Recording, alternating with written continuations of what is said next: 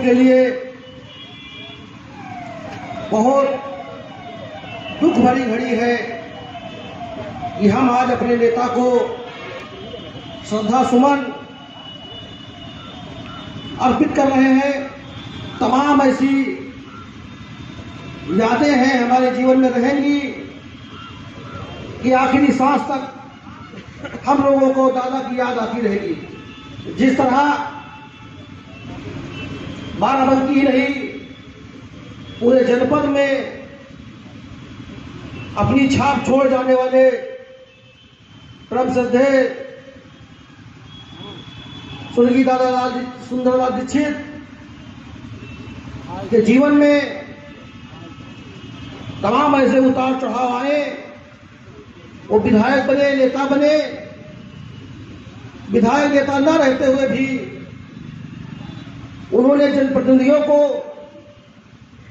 एक आईना दिखाया कि जनता की सेवा करने के लिए विधायक सांसद होना जरूरी नहीं। बहुत दिनों से हमारे दादा किसी राजनीतिक पद पर नहीं रहे, मगर इतनी उम्र में इतना भारी जनसैलाब अपने पीछे ले जाना, हम जैसे युवाओं को राजनीति का कहाना सिखाने वाले हमारे दादाजी हैं। जिस तरह चुनाव में हमारे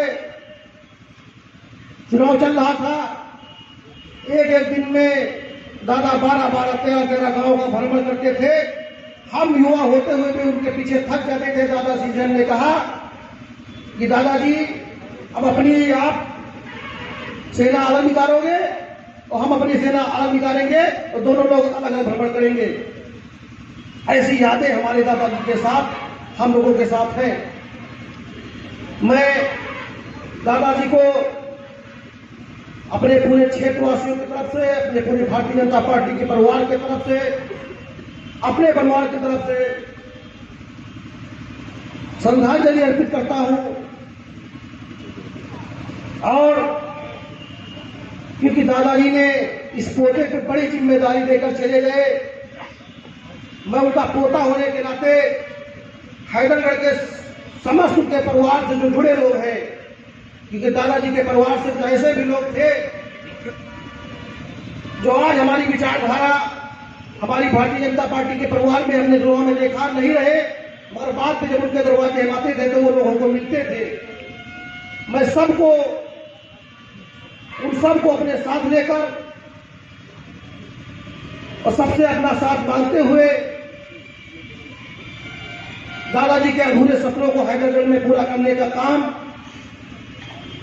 क्योंकि दादाजी ने अपने जीवन काल में हमको पोता मान लिया था। क्योंकि कभी हमने पिछले जब युद्ध होते थे तो उसमें जो सेनापति बनता था, उस सेनापति की काम था राजा की रक्षा करना, मगर मैं ईश्वर से हार गया और दादा की रक्षा नहीं कर पाया। आज हमारा राजा हमारे बीच में नहीं है और मैं सेनापति होने के नाते हैदरगढ़ के गरीबों के, उनके परिवार की जो जन समस्याएं हैं उनको आपके बीच में रहकर, क्योंकि ये जिम्मेदारी जो हैदरगढ़ की जनता ने और दादा ने हमारे ऊपर डाली है तो मैं निभाऊंगा। इसमें पूरे भारतीय जनता पार्टी के परिवार से जो लोग जुड़े हुए हैं, मैं उनसे निवेदन करता हूं कि वो हमारा साथ दें। मैं उनके सुख दुख, क्योंकि जब दादाजी थे तो हमको हैदरगढ़ में तमाम ऐसे क्षेत्र थे जहां कोई चिंता करने की आवश्यकता नहीं थी। जहां दादाजी पहुंच जाते थे वहां पार्टी का कोरम पूरा हो जाता था, चाहे सांसद जाए, जिलाध्यक्ष जाए, विधायक जाए या ना जाए। मगर निश्चित ही दादाजी के न रहने पर हमारे परिवार की, हमारी ही नहीं हमारे पूरे भारतीय जनता परिवार की जिम्मेदारियां बढ़ी। मैं सारी जिम्मेदारी अपने ऊपर लेते हुए